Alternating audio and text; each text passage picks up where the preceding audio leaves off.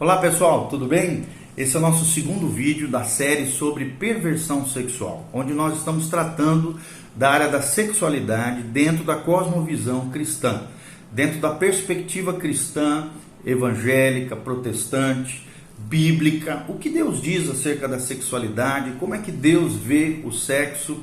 Será que o que o diabo tem feito com relação a isso? Nós demos uma palavra introdutória no vídeo anterior, o primeiro vídeo da série.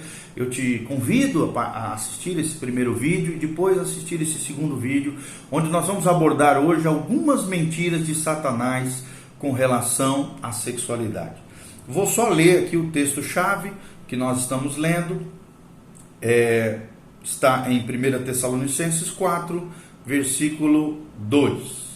Vou ler só o 3, tá? Pois esta é a vontade de Deus, a vossa santificação, que vos abstenhais da prostituição, que cada um de vós saiba possuir o próprio corpo em santificação e honra, não com o desejo de lascívia como os gentios que não conhecem a Deus. Então qual é a vontade de Deus para mim e para você?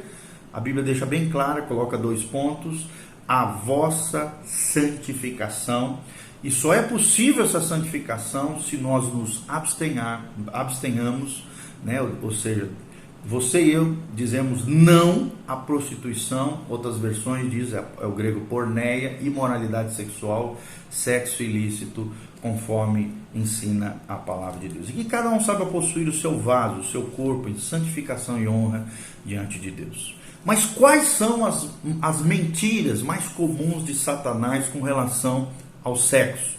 Algumas mentiras de Satanás. Como nós aprendemos, o maior inimigo de Deus e dos homens andou pregando mentiras terríveis, e muitas pessoas têm colhido as consequências dessa mentira, sendo enganadas, engodadas por Satanás e seus demônios, através de pensamentos, através de influência maligna, de perseguição maligna.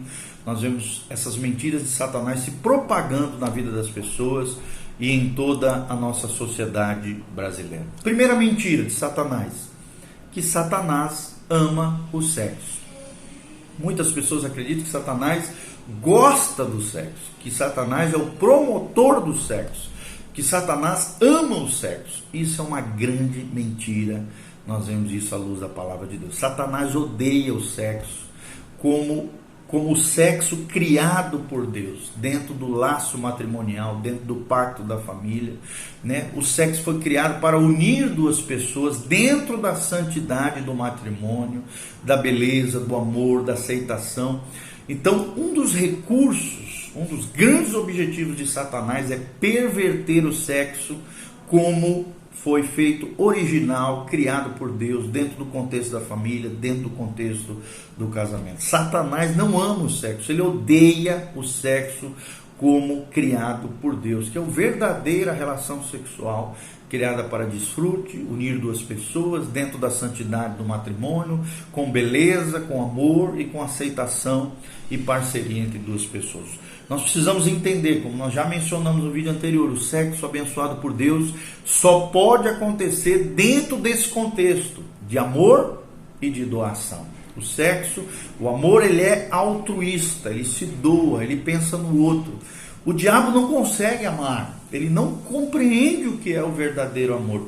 Pelo contrário, ele perverte o sexo, perverte o amor numa paixão carnal, lascívia, desejos desenfreados, o desgoverno dessa natureza pecaminosa, adâmica, carnalidade.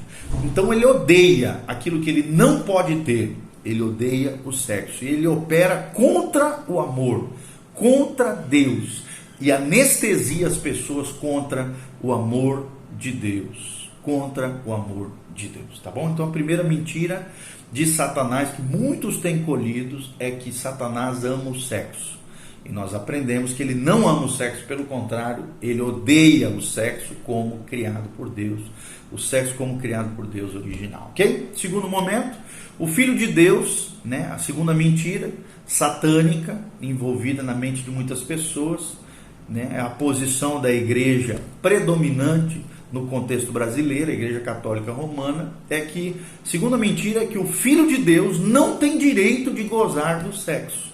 Olha essa mentira. Que coisa terrível. O Filho de Deus não tem direito de gozar do sexo. Por quê? Porque dentro dessa perspectiva errada, desse engodo, desse engano maligno, o sexo é visto apenas para procriação, apenas para gerar filhos. E isso é um dos aspectos, mas não é só esse aspecto, ok?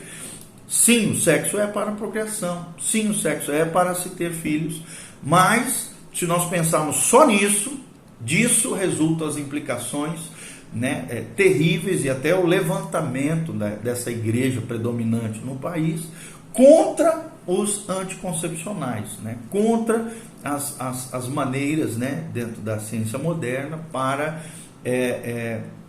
nós não termos, não gerarmos filhos, né? Então nós vemos que a Igreja Católica proíbe o uso da camisinha, proíbe o uso dos anticoncepcionais, porque ela tem essa mentalidade, ela pregou isso, que o Filho de Deus não tem direito de gozar do sexo, que o sexo é apenas para a procriação, apenas para gerar filhos, e disso resultam as implicações contra os anticoncepcionais, ok? Terceira mentira satânica, que trazem consequências terríveis. Somente o sexo pervertido é que dá prazer. Olha só que coisa terrível. Vou repetir: o sexo pervertido é o que dá prazer. Essa é a mentira satânica. Este é o engodo de Satanás. E pelo contrário, que a Bíblia ensina e que nós vemos, né, nos consultórios, tratando com pessoas, é que o sexo pervertido escraviza. Vou repetir: o sexo pervertido escraviza, cria uma dependência, como se fosse uma espécie de droga na mente das pessoas, né? Cria essa dependência emocional, essa dependência hormonal, porque o sexo pervertido escraviza. O sexo pervertido também, nós temos que deixar bem claro, ele não satisfaz a pessoa, ele cria um buraco sem fundo, uma insatisfação crônica, problemas crônicos na alma das pessoas, porque o sexo pervertido não satisfaz. Pelo contrário, ele cria maior necessidade para buscar maiores excitações. Ou seja, quem cai nesse sexo pervertido, além de não se satisfazer, vai sendo criado dentro dele uma necessidade de buscar cada vez mais excitações, e aí surgem todas essas aberrações, todas essas anomalias comportamentais que existem hoje com relação a perversões sexuais.